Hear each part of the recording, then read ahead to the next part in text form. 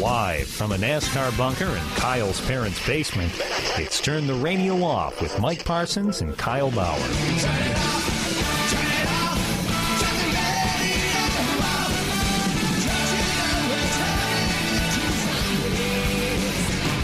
Turn it off, turn it off, turn the radio off.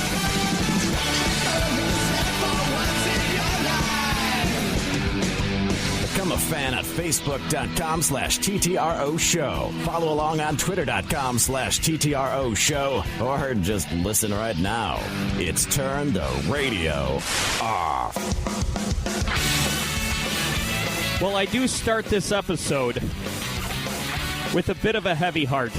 Don't want to blindside you with this, Kyle, but a big shout-out and a big R.I.P. to 1610 The Station in Hamtramck. Our first AM affiliate. No way. Yeah. Well, and can I buy this frequency?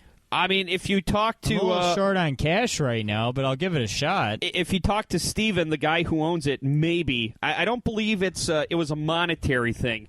From what I understand, and maybe I should have his statement out in front of us, he had some issues with the FCC. I think he was cooking with a little bit too much juice for a low-frequency AM station, and there were multiple requests and commands from the FCC to power down, and he hasn't. So he says, just the hell with it, and just shut down. What do they want him to power down to? Like, what? I don't know. Maybe like his range was like 3 houses. Right. Well, maybe it was 4 houses, and the FCC said no. We need that for cell phone reception. Now, this was the thing that always amazed me about the FCC. Now, this is going back to my WXOU days, and they always had that threat that they would give you, that you never know when the FCC is listening. Make sure to always read the meter. Make sure to always hit your station IDs. Make sure to always do your PSA breaks. Make sure to never play swear words or blah, blah, blah, safe harbor, blah, blah, blah. And a lot of times, especially in my younger days, I'd go in one ear and out the other, because my belief was always WXOU couldn't even get out of the damn Oakland Center parking lot. Like, you know, it couldn't even get beyond the parking meters that I was always parked at and getting ticketed for. Right. So how the hell, if it couldn't even reach my parking tickets in the dashboard, how the hell is the FCC listening to it? Yet somehow the FCC finds a way to pick on the little guy all the time. The littlest. Well, usually the FCC won't do anything unless someone complains. So maybe another station was complaining that they were infringing on Why the hell was someone going after the station? Well, why don't we explain what the station was? Once upon a time, Kyle and I had an AM radio affiliate, 1610 in Hamtramck. It was run by this guy out of his house, and essentially what it was pretty much a free-form radio station, sort of a college radio station that wasn't affiliated with the college, but you know, it played the music off the beaten path, a lot of experimental stuff, a lot of music nerd stuff, and it was essentially an internet radio station that had a signal that went all about 2 streets. Do you know how I know it went all about 2 streets, Kyle? Because I read about the station, AM 1610 in Hamtramck, in the Metro Times, of all places, because they put together one of their lists, and one of their best of lists, and 1610 The Station won Best Low-Powered AM Radio Station, which I don't know how hotly contested that is. I don't know... who's won it before or who's won it since? I don't know if 580 AM and CKLWW in Windsor would qualify for that, but that's a pretty good low-powered station. Right, but anyway, I read about it in the Metro Times. I messaged the guy. He said, yeah, just put it in this Dropbox, and I'll play you at 2 a.m. on Saturday night, Sunday morning. I was like, hot damn. So I remember, Kyle, I called you, and you were drunk or sleeping or something, because I wanted to go to Hamtramck and hear my voice on AM radio. It's probably the most narcissistic thing I've ever done. So at 1:45, I start driving from Troy, where I lived at the time, towards Hamtramck, and as I'm getting off 75 onto Kniff, I'm listening to 1610, and it's about 2:05, and I expect to be hearing my voice, and I hear ethnic, sounded like ethnic Mexican music.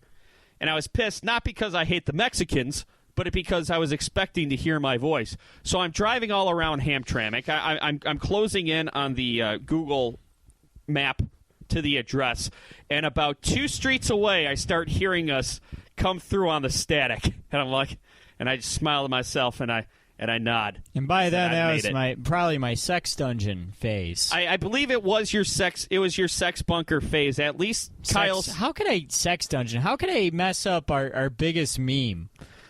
Well, because it wasn't goodness. that big. Don't worry. Listen to me, Ted Cruz, with the basketball ring over here. You and your hockey bats, but yeah. So we had made it onto AM radio. KyleSexBunker.com was still an active URL, and of course I got lazy because a lot of what a lot of people don't know, Kyle, is this podcasting thing is a lot of work with not a lot of return. So I got lazy, and I think I didn't update the Dropbox. So they played the same episode of Turn the Radio Off on 1610 The Station for about 6 months. All right. Before Steve said, hey, you haven't updated. I got to make space for more stuff on the station. I said, okay, cool, thanks. I think that's kind of cool, like avant-garde, that they kept playing the same episode over and over again. Right. I like that. It's sort of like that Facebook page, which is the same picture of Jim Carrey every day that's got like 1 million followers. They just post the same picture of Jim Carrey every day. So thank you to 1610 The Station. Thank you to Stephen Cherry, who doesn't listen to us, so he's not hearing this. But we should. I think we should look into buying that frequency, and this is why. Because Mike, not that I don't necessarily have anything against the Christians. But you know the Christians are going to buy that frequency, right? Yeah. Well, hey, you know what? They are. They're going to buy that frequency, okay? And they already own like half the frequencies on radio already. I'd say 3/4 of the frequencies on radio. Yeah. Okay? We have 1910 AM, or excuse me, 910 AM right now, just barreling through like a blowtorch. Right. Detroit's new superstation with Jim Fouts, Bankaley Thompson, okay, Kyle, Anthony Ficano, or whoever the hell. Since we're talking about that clown show of a station, okay, number one, I was first suspect of AM 910 when I was driving down 75, and there was this billboard that said, the only voice for African Americans on the radio. I'm like, what happened? There's a picture of Jim Fouts. Right. But first I'm like, what happened? Did AM 1200 WCHB go under? Because, that's pretty well established. Number two, they give L. Brooks Patterson a show. L. Brooks Patterson, there's another one. And then they give Todd Corser. Yeah. The Tea Party homophobe whack job who got booted from Congress, state legislature. And he's hot. He's ready to go. His nuts are going to explode all over the microphone. Because him and Cindy Gamrat, who they also gave a show to, had an affair, and instead of him just covering it up like a normal sane person, he tries to put out a fake gay rumor about him because in his twisted, warped mind, when people heard that he was having a gay affair and it turned out to just be a straight affair, it wouldn't seem that bad because he's a Tea Party nut homophobe. So the voice of urban Detroit gave L. Brooks Patterson, the Oakland County executive, and two Tea Party whack jobs a show on their station. And the reason they do this, Kyle, is because all they had to do was pay L. Brooks with a bottle of Maker's Mark. Well, and he was good to go. Well, yeah, what they're doing is they get these people what on. Is that, $16? To piss people off, and then it gets into the news. Yeah, and I don't even think the shows even materialize. Mike, here's the thing. We either buy 1610 or we move to 910. Yeah, well, why don't we give it a shot? Seriously, either we buy 1610. Okay, is that Ferndale station ever going to materialize? I don't know. Remember that was like a thing for like a couple weeks. Our buddy Dave Kim was in on it. Yeah, we got to try to we got to make a power move here. Okay, Mike? Number one, Kyle. I'm not buying a low-frequency radio station because we buy 1610, damn it. Mike, let's make it happen. If We you- buy 1610, either that or we move the operation to 910, or we get in on that Ferndale radio station. We make that happen. Well- Mike, you got the savvy, the experience. You are a respected veteran leader in the Detroit radio scene. Let's make it happen. And me, I talk a lot. Well, Kyle- And that's something I bring to the game. And I got a good-looking face. I that's could true. go into a boardroom, put on a nice shirt, get a lot of people looking good. Kyle, speaking of Smell savvy, real nice. I'm so savvy. I formulated a plan, and Say this a whole few time words. that you've been gasbagging here. Number one, Give him that old Kyle Bauer grin. I think the Ferndale thing's embargoed, so you probably just blew the deal. Wait. Number two, Oh, no. we're not buying 1610 because a radio station is a money pit, and I like living indoors and eating But food. it's in Hamtramck, though, Mike. The 910. Hamtramck is about to be the next big place. I'm telling you, I know these things. You're right. It's about to be gentrified. Mike, we could flip that radio station. Well, We could flip that radio station as an investment. but I don't think we have the upfront money. Oh, Now, Mike, I bet we do. Mike, you said you got a vacation coming up. that's true. You take that vacation money and you spend it on this instead, and me, I'll put in $100. Look, honey, we can't go on vacation because Kyle has a stupid idea to buy a radio station in Well, Hamtramck. flip it, and we will control the programming. The 910. Okay, first person we put on, Art Regner. Sports talk all day. Right. Or what we do is we get Greg Henson to be the program director, like everyone who reads the sports rag has been calling for, which might happen. There's a I would love for it to happen. there's a new opening at 105.1 for a program director, but New idea. Me and you. Co-PDs at 105.1. you say this like it's just so easy. Like we walk into the greater media building, say, "Hey guys, good news! You found your program directors." Put me in a bolo tie. We can make anything happen. You wear the bolo tie. I'll wear the 5-gallon hat. We'll get Fred Slow in on this. That's true. You got to tell me that guy doesn't make things move and shake. That's true. He's a mover and a shaker. Okay. Let's make it happen. Here's the new plan, okay? I was going to say 910, what one of us have to do is we'll get the show on 910. One of us has to get into politics and almost go to jail, and that's how we get our show. But new plan, we move Fred Slow into my garage where he will live until he makes the 105.1 PD thing happen. I think that's our best course. I think that's our safest play right now, Kyle. No, I think what we do is we buy 1610. We flip it. We take that money. We buy airtime on 910. Okay. We get on a billboard. I take a picture of it, post it on Facebook. It gets a lot of likes. Okay. To show, then we become a social media consulting firm? That's it. Yeah. That's all I wanted to do. Then we don't show up for our air shift. I sleep in. Or what we do is we quit our jobs and we sell Amway. How about that I think that's the best idea we've had yet. so far? I really do. That and Fred Slow sleeping in your garage. Right, which that'd be funny anyway. All right, let's take a quick break I have here. a futon in my garage, but I don't think he'll fit on it. No, probably not. Maybe we get 2 futons together. It would have to be 2 futons. Yeah, actually 4. 2 futons together, lengthwise and widthwise. We got to take a quick break. It's Turn the Radio Off on the internet. Less rock, more talk. Turn the radio off. Become a fan at peoplehatemypodcast.com. Parents, this is Milton Crea. What do you get when you mix nail polish remover, drain cleaner, antifreeze, battery fluid, cold medicine, starter fluid, and road flares? The answer? Methamphetamine. Commonly known as speed, crystal meth, or ice, meth is just as addictive and more dangerous than crack cocaine. Repeated use can lead to brain damage, convulsions, even death. Once people start using meth regularly, their life expectancy is 5 years. Spend time with your kids. If you don't, someone else will. This message is brought to you by the Elks National Foundation and the Elks Drug Awareness Program.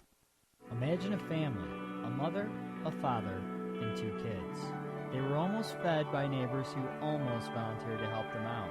Almost volunteered to give them their first hot meal in weeks. Almost volunteered. But as everyone knows, when it comes to giving, almost doesn't count. Don't almost give. Give. Give of your time, give of your money, give of your kindness. And to find out how you can help, visit don'talmostgive.org. A message brought to you by the Ad Council. Your non-stop alt-talk alternative for 1 hour a week. Turn the radio off. Become a fan at peoplehatemypodcast.com. All right, I don't want to be Dave Grohl here with a hot take, but Kyle, I think I might have a hot take. Oh, boy. As hot of a take as I can have, because we're going to put you on Fox Sports 1. with the Herd. Do I get to fill in for who's he doing that show with? Jason Whitlock. Yeah, do I get to fill in for him? Or Speaking of gas bagging, can I fill in for that cute blonde who always looks like a deer in the headlights when Colin Cowherd tries to make awkward banter? I'm not sure who that is. I think anyone looks like a deer in headlights when Colin Cowherd speaks. Right. In general, because you're like, oh, God, he's opening his mouth again. Right. It's more of a glazed over look. Hey, I have a great idea. What? Me, you, Jason Whitlock, 9:10 a.m. There we go. Jason Whitlock's Put it on the billboard. He's controversial enough. Bankley Thompson as our lead-in. Yeah. Jim Fouts coming out. Yeah, what a dynamic. We call it the Power Block. There you go. The Friday afternoon brunch. The Bauer Power Hour. That's right. I'll be starring. Now, I guess the take's not that hot because I don't care, what people do. But to me, it's weird when, like on Mother's Day, when people who have no kids and they have, like, pets try to wish themselves a happy Mother's Day. Yeah, it's being a bit gratuitous. I mean, I think so. I guess I can't really say for sure because I've never had a child, but I've had a couple dogs, which I found out years later was very detrimental to my health. But I had some dogs growing up, and if me at the age of 10 can handle taking care of a dog, I don't think that's as tough as taking care of a kid.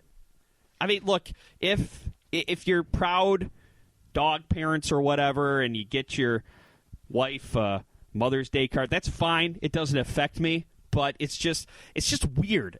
To me, the two don't seem to equal each other.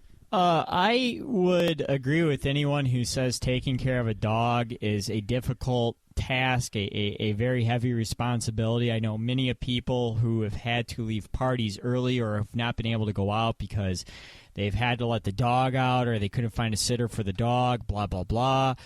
And I believe them. Yet, at the same time, a child is a child. A dog is a dog. I'm still going to side that the child is a much greater responsibility. I think most rational people will go along with that. But again, there are some people out there who are digging for the likes on Facebook and Instagram and stuff. And I think especially the younger folk who are maybe going with the dog as the precursor to the child, are especially doing that digging. Which, and look, Kyle, I applaud people who don't want to have kids who don't. I believe them when they say that it's really annoying when they tell relatives they don't want kids and their relatives try to convince them that they will one day. Yeah, I can imagine for sure. I mean, because, look, there are people who want kids who shouldn't have kids. So if you don't want kids, you shouldn't have kids, and I applaud you for having the self-control. And I say, look, to each their own. For sure. But, it's just, look, I mean, Hallmark could probably make a ton of money making dog parent and cat parent Father's and Mother's Day. And I'm sure that'll happen soon. It's just not the same thing. Now, here's something we may disagree on here. Have you heard about this proposed bill that could give people jail time if they leave their pet in a hot car? Yeah, and I actually agree with that. The problem is that it could be very ambiguous. Like, they're going to have to draw some really fine lines on this because what exactly is the temperature? Where is the sun positioned? Right. How close is the car to a tree? Like, I mean, there's a lot of variables. How far was the window down? You know, they're going to have to draw some really fine lines on this, because I could see you maybe going out to the grocery store, Yeah. and it's like maybe 64 degrees, but it's sunny outside, and you leave your dog in the car for 10 minutes. That's borderline. That car will heat up really quick, even if it's sunny and there's not a cloud in the sky and you leave the windows up. You know, I would not do that personally, but there's a lot of people who would, and that in itself is probably borderline. So how would you how would you legislate something like that? I do have to say the bill is written pretty well. It was introduced by Senator Kurt Hertel. He's a Democrat out of Lansing. I got an idea. Kurt Hertel, 9:10. Pretty much. Well, Sunday mornings, 8 a.m. Well, he hasn't been on Breakfast with Kurt. Well, the thing is, Superstation, 9:10. The problem with Curtis Hertel is that he hasn't been close to going to jail, so they wouldn't want him on that station. The bill's language states that a person cannot leave or confine an animal in an unattended motor vehicle under conditions that endanger the health or well-being of the animal, including, but not limited to, heat, cold, lack of adequate ventilation, lack of food or water, or other circumstance that could reasonably be expected to cause suffering, disability, death of the animal. Now, that's vague. First offense would be $350 fine, up to 45 days in jail. Second violation, $500 fine, up to 90 days in jail, and it goes all the way. If the animal is hurt, up to $1,000 fine and a year in jail. If the animal dies, $5,000 fine, 5 years in jail. Now, look, I think there absolutely needs to be legal ramifications if you do this, but to me, it's just, do we want our jails filled up with people who do this? Now, you know, a fine, maybe they're put on a list where they can't purchase another pet. Yeah. But jail time, I mean, that seems a bit excessive. And I know a lot of people are going to disagree with me because it's a very emotional issue. Yeah. Everybody loves dogs, and of course, animals are very helpless, and they're innocent, and that's a terrible way to treat them. But I mean, our jails are already overcrowded as it is. Our legal system's already gummed up. Do we really want somebody to be in jail for a year because their dog got heat stroke? Well, you know, that's a visceral response is, yes, you want to see someone serve jail time for this, but Mike, you really do a good job of stepping back and putting it, rephrasing it in a way that, yeah, you're right. You know, our jails and prisons are already overcrowded, and you got to kind of reframe it in that light. Right. So I think looking at that, yeah, I think in most cases, it's something where if judges were to rule on this, I think you would see more fines. I think so too. Levied, or shorter jail sentences, to where you would see more probation, more probation, you might be restricted. Right. I mean, I think you'd lose your pet, be restricted from being able to adopt another pet, maybe 30 days in jail. Something shorter terms like that, community service, fines, I think community service, a fine, and not being allowed to legally adopt or purchase a pet. I think that's for a certain period of time. Yeah. Yeah. Well, if the animal dies forever. Right. Yeah. And I think you're right, Kyle. I don't think a judge is going to go straight from first offense to jail time. I think a lot of times these laws are written with a lot of flexibility so that. And I mean, I'm in favor of definitely developing a record on people who abuse animals, because, I mean, one thing, I think last weekend was clean out the shelters weekend. Yeah. For the Humane Society, and I didn't look into that weekend event too deeply to know what kind of background checks, if any, they run on people who are adopting these animals, because I know you kind of have this quagmire where you have overcrowding in shelters, yet at the same time you got people who possibly could be neglectful owners adopting these pets. Right. So, like, where do it's like you kind of got to put your faith that all these people will be faithful owners. Right. And good, responsible, loving owners to these pets that they adopt. It's really troublesome because you get a lot of people who, unfortunately, they adopt pets. They become fickle. The first issue they have with their pet, they turn it right around and they either let it loose, send it right back to the shelter, or have it put down. It's awful, and or they do stupid things like leave it in the car on a hot day with the windows rolled up, or something even worse. They become intentionally abusive, right? Purposefully abusive. Which, so it's you don't want to see those people adopting pets again. And you know what? This is legal in 16 other states. I'd be interested to see how these other states handle this. If they have the 5 years in jail thing in your back pocket, I would say that's appropriate if there's somebody out there intentionally abusing and torturing these animals.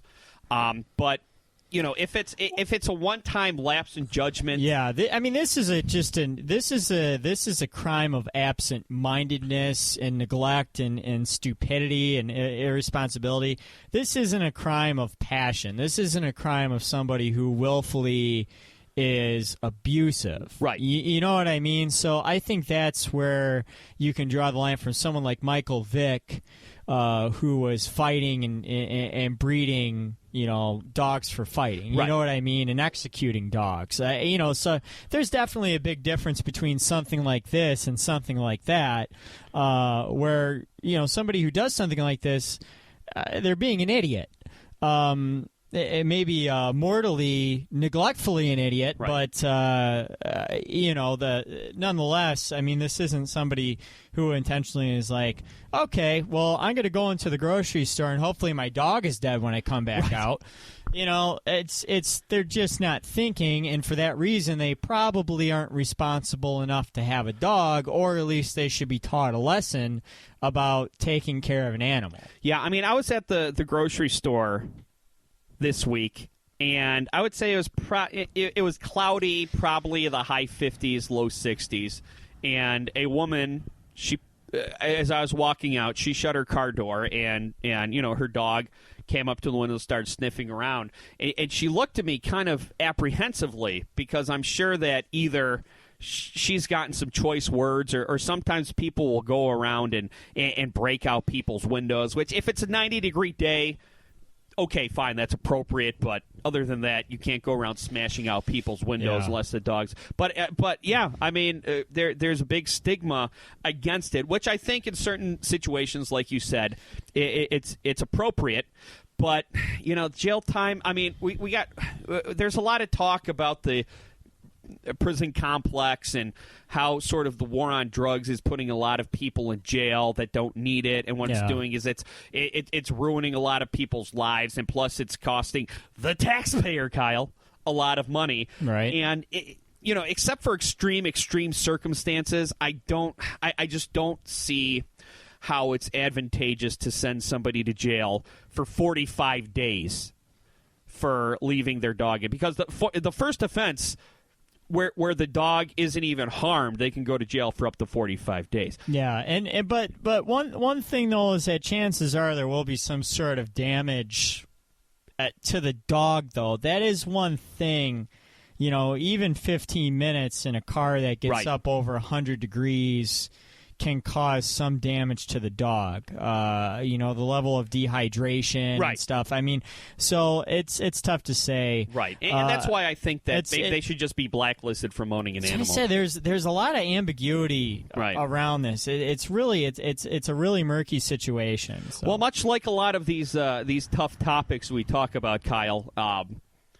It merits further discussion. I have an opinion on it, but I can still be swayed with more information. So really, not a very hot take at all. No, the hot take was about Mother's Day with the animals. Oh, that's right. That was a hot take. Do you know why? Because that's low risk. Oh, there we go. Yeah, exactly. It's Turn the Radio Off on the internet. Turn the radio off. with Machine Gun Mike Parsons And guess what? Life isn't fair. You don't always get what you want. and Kyle Avocado Bauer. Oh, zombie preparedness kit. I'm a zombie. Lols, lols, lols. We'll be back in seconds. Turn the radio off. With more Turn the Radio Off. Got mail. On the internet. You can have lots of high-tech fun with Tiger's Talkboy tape recorder. Hey, stop drooling on me. Hey, stop drooling on me. It even has speed control. Hi, kids, we're home early. Hi, kids, we're home early. Tiger's Talkboy tape recorder comes with audio cassette. Batteries not included. Parents, this is Milton Crea. What do you get when you mix nail polish remover, drain cleaner, antifreeze, battery fluid, cold medicine, starter fluid, and road flares? The answer? Methamphetamine. Commonly known as speed, crystal meth, or ice, meth is just as addictive and more dangerous than crack cocaine. Repeated use can lead to brain damage, convulsions, even death. Once people start using meth regularly, their life expectancy is 5 years. Spend time with your kids. If you don't, someone else will. This message is brought to you by the Elks National Foundation and the Elks Drug Awareness Program. Turn the radio off. Tell your friends about us. Make them like us on Facebook. I am not sure if we are broadcasting properly. Turn the radio off. Online and worldwide. TTROshow.com. So Ted Cruz and John Kasich, they sure did fall in line really quick after that Indiana primary. Yes, the coalition to never Trump. Yeah. That fell apart right quick. Well, and I guess this week, depending on when you're listening to us, Ted Cruz did say that if he sees a path to victory, he might get back into the race. But it seemed like it went from, okay, let's just make sure Trump doesn't win Ohio so he can get a brokered convention, to, oh, shoot, he might still get the 1238 delegates he needs. Okay, Ted Cruz, you take Indiana. Just don't make any false basketball references. Maybe talk Hoosiers. You win Indiana. John Kasich, you win 2 other states, which don't matter now because they never got that far. Donald Trump trots out Bobby Knight, saying that he's going to vote for Trump because he's the only one who's got balls to drop that nuclear bomb. And boom, there you go. Donald Trump is the presumptive nominee for the Republican Party. You know what's really sad is I think of all the people that I used to like as a little kid, and Bobby Knight was one of them. And looking back, I really don't know why. Bobby Knight is a terrible person all the way around. What child playing basketball doesn't grow up dreaming of playing for Bobby Knight and having him throw his own feces at you in the locker room? And choking and hitting you and saying women should sit back and enjoy rape, or lay back and enjoy rape. Oh, yeah. And then wrapping it all up in his twilight years by endorsing Donald Trump and saying that he has the balls to drop a nuclear bomb, which let's wrap our minds around that. Don't even try. No. If we were in a normal campaign, if we were in a normal election and a normal campaign at a normal time in society, that would be enough to disqualify any candidate easily. But that just helps him. Well, you know what? The Trump phenomenon obviously has been fascinating to not only us, but everybody since he got in the race. I mean, I'm one of the many people. The exact opposite of what I predicted happened. The candidate I thought would win was the first knocked out, and the candidate I thought would be the first out won. So certainly I'm perplexed. I think I can explain the Trump phenomenon. It's a bunch of betas looking for an alpha as a leader. These people who are so pro-Trump, they're the same guys who used to roam the hallways with the biggest douche in high school and laugh when he gave other kids wedgies so that they wouldn't be the subject of his wrath. And, of course, Trump's that guy giving wedgies. I mean, they're the guys who would go around and talk crap to people because they knew that their older brother would beat people up for them. I gotta admit, the whole Lion Ted Cruz thing always makes me laugh. Yeah, well, that's because it's funny, Kyle, because this election season, I said, okay, I don't care who's president as long as it's not Donald Trump, as long as it's not Hillary Clinton. And then Ted Cruz started getting more and more airtime, and I thought, okay, as long as it's not Donald Trump, Hillary Clinton, or Ted Cruz. So it's been kind of nice watching Donald Trump and Ted Cruz destroy each other, but the problem is when one's destroyed, that means the other one's the victor. Yeah. I know, and it's... Well, that's the best I could muster was that noise I just made. Right. To sum up what's happened so far in this election. But see, it was really weird. Did you see Trump's victory speech the night he won Indiana? He went from earlier that day saying Lion Ted Cruz's dad helped kill Kennedy to in his victory speech he said, Ted Cruz, one of the greatest competitors I've ever known. He's got a bright, bright future. Because I think I'm just going to go out and throw out some good old Donald Trump conjecture, and say that Trump is imbalanced and off his meds. You know what I think? I think Trump is that guy who will stop at nothing to beat you at anything. If Donald Trump went to a preschool for the homeless, and he was playing basketball against kids in a wheelchair, he would pack a 40-year-old so he can win. I think he's just one of these guys who's so competitive, he will get down in the dirt, and he will do anything he can to beat you. And then afterwards, he'll go to shake your hand. If you shake it back, great. If not, the hell with you. He won. But, of course... this whole election season, people are like, "Oh, well, Donald Trump's going to have to unite the GOP now after all the division that he's caused." And he went on ABC News, one of those Sunday morning news shows on ABC, and he said that he doesn't necessarily feel like he has to unite the GOP. And call me crazy, but I think he's right. In fact, I think that him dividing the GOP has worked very well for him, and the only people saying he needs to unite the GOP is the GOP are butthurt Republicans who are worried that if Trump wins the presidency, he won't be their guy anymore. He continues to shame their party. I mean, he's made a mockery of their party. He's completely desecrated them, and I can't believe that someone has come in and completely humiliated the Republicans and made them look foolish. And it's somebody who's even worse than they are. and it's even lower than they are. I mean, what world are we living in? What world are we living in when Hillary Clinton's the not crazy choice? When Hillary Clinton is the choice of a lot of folks on the right. I mean, we'll see how long this lasts. We're still months away from the election, but I mean, we're hearing this by so many people right now on the right. Coming out. I think one thing to watch out is right now it sounds like John McCain is going to endorse Hillary Clinton. Well, I mean, that's what he's saying right now. I think he's going to sway on that. Well, but you know what?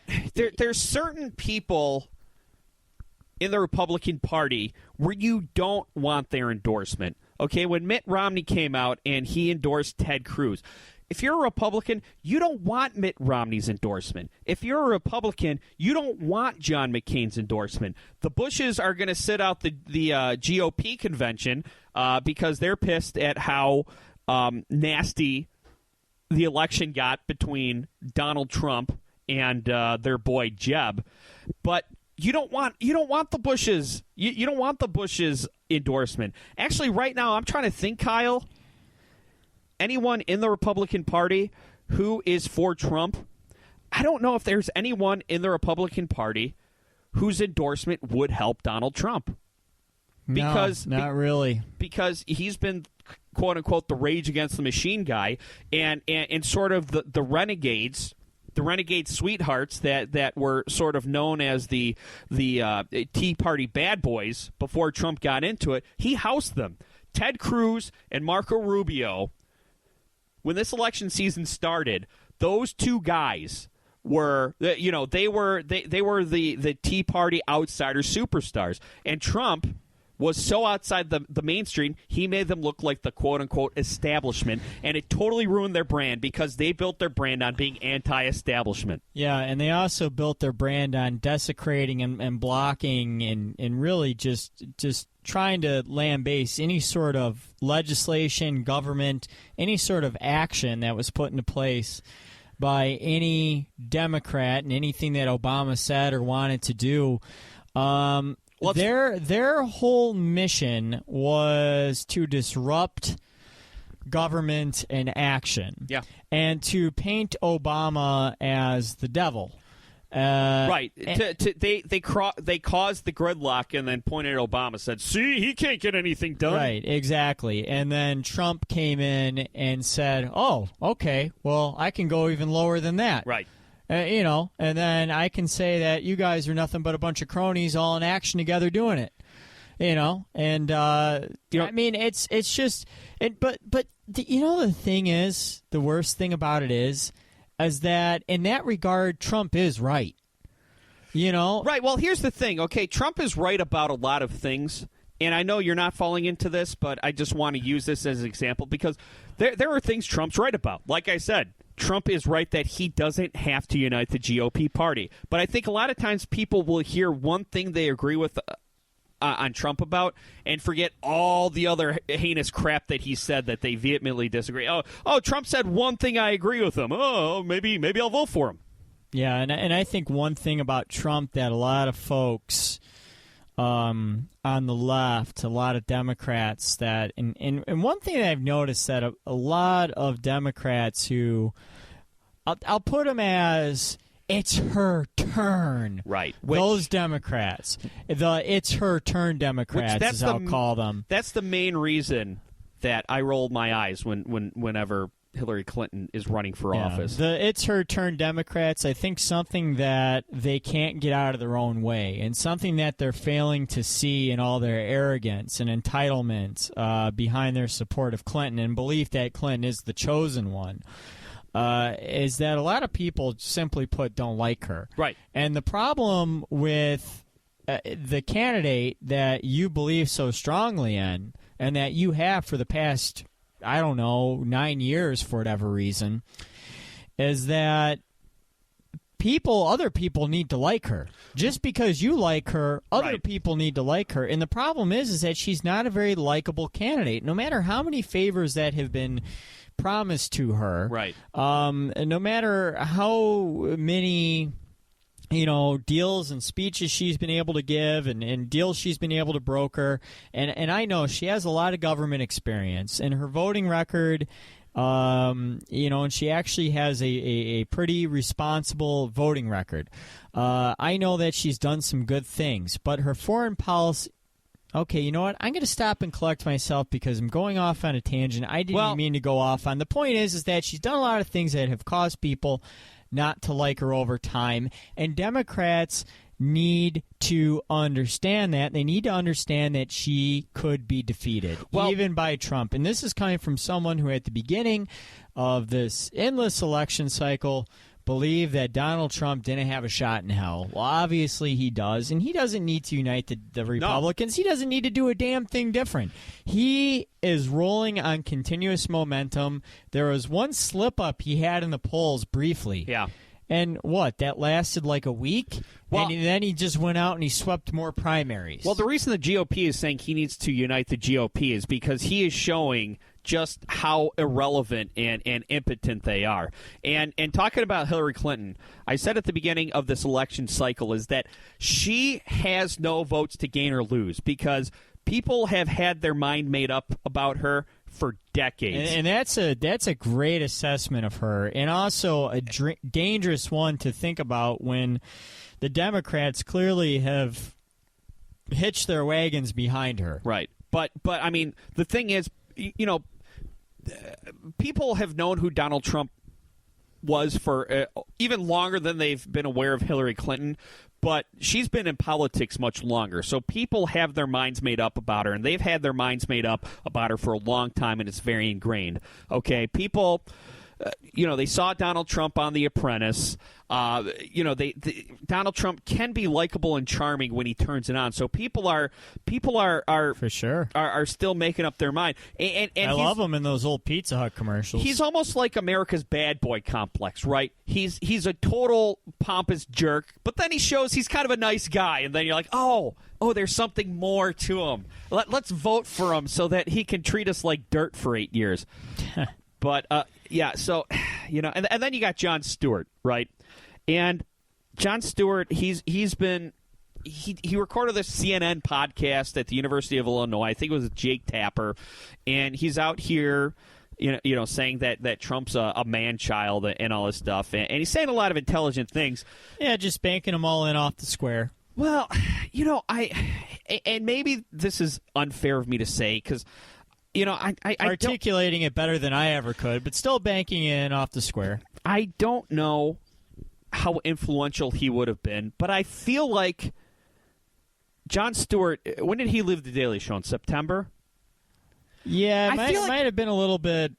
I can't remember. Time's been such a blur. Well before the primary season.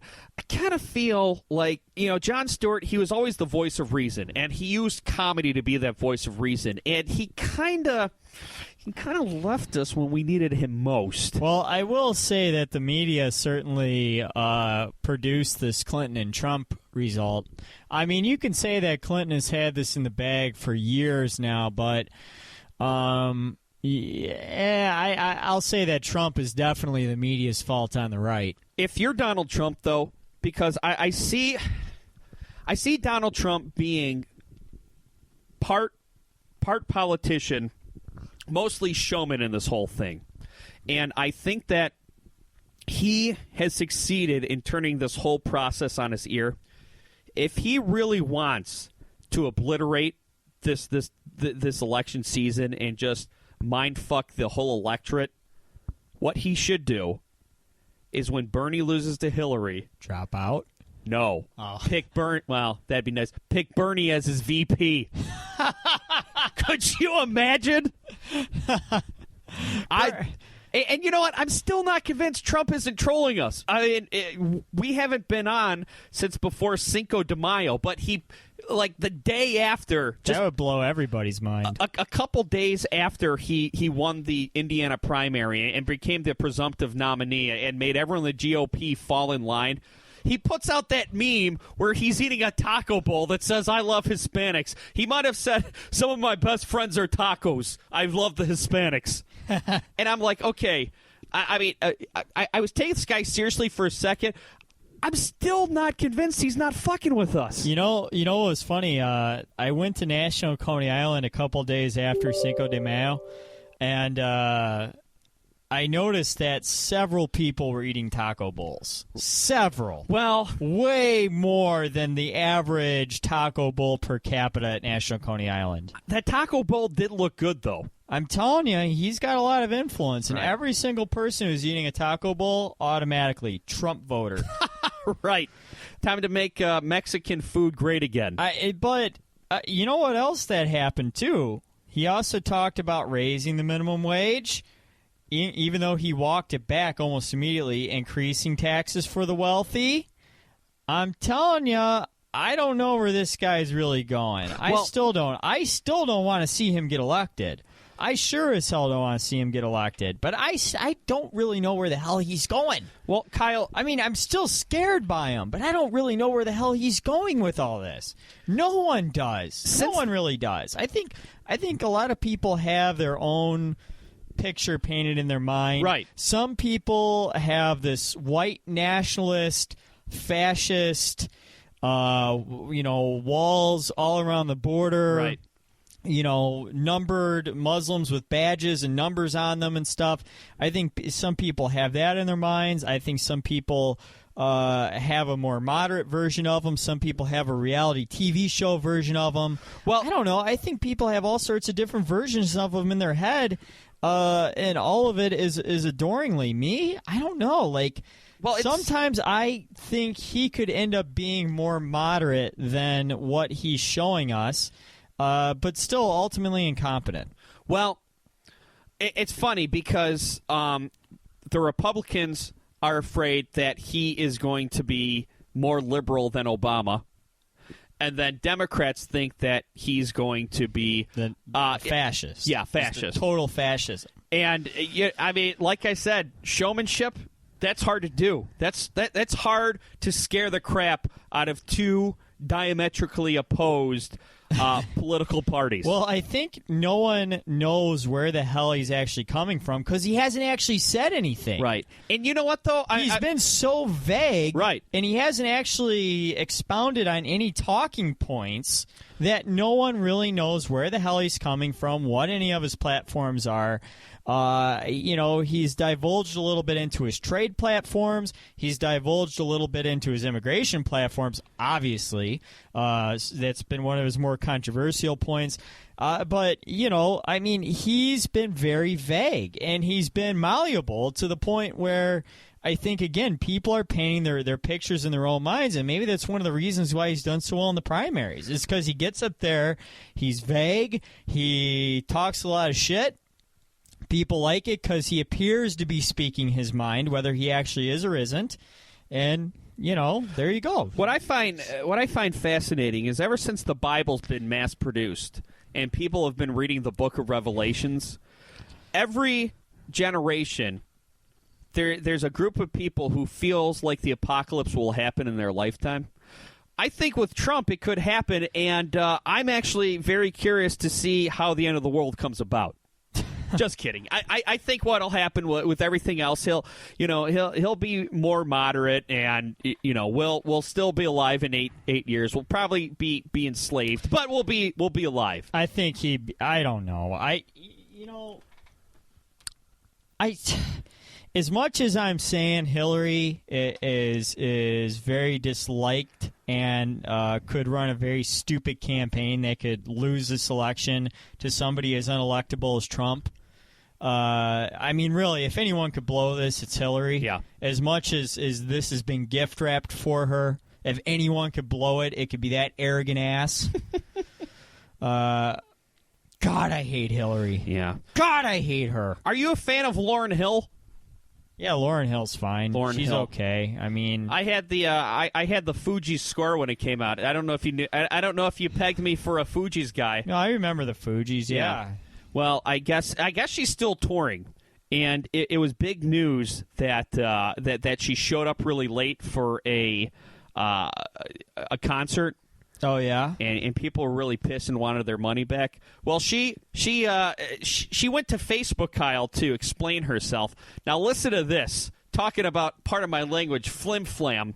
Listen to this. Listen to this excuse. I don't show up late to shows because I don't care, and I have nothing but love and respect for my fans. The challenge is aligning my energy with the time taking something that isn't easily classified or contained and trying to make it available for others. I don't have an on-off switch. I am at my best when I'm open-rested, sensitive, and liberated to express myself as truthfully as possible.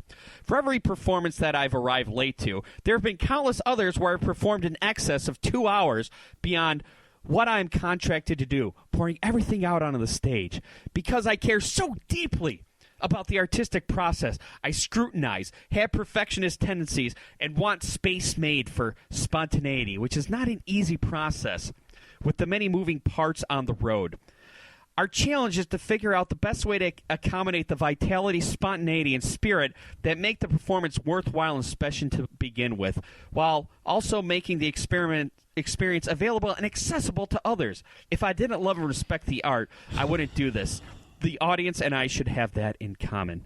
Which, oh my God. Listen, there's two great comments to this. Jeffrey J. Johnson says, with much respect to your explanation, I will continue to support you by requesting and playing your music from time to time. But more importantly, how do I get my money back for the tickets I paid for? Because the energy that poetically flows through my bank account would like to be refreshed and refilled. Talia Pau says, when endeavoring to align that energy, it might help to imagine yourself expanding your consciousness and connecting your artistic energy with the energy your fans expended to earn the money for the tickets and to get to their seats on time. Also, if your driver truly did get lost, she or he might want to tap into some Garmin energy.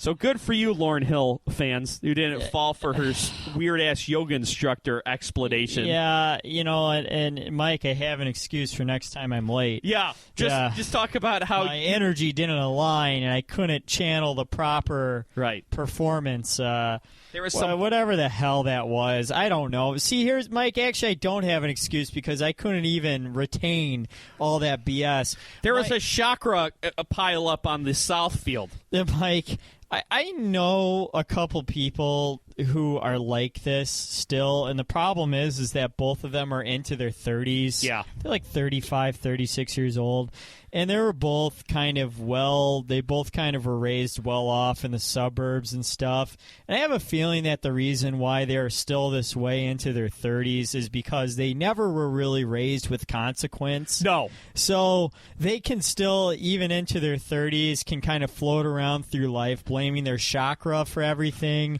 and about energy and spirits aligning. About how everything happens for the reason and the universe has a plan. And blaming everything on Mercury and retrograde. Right.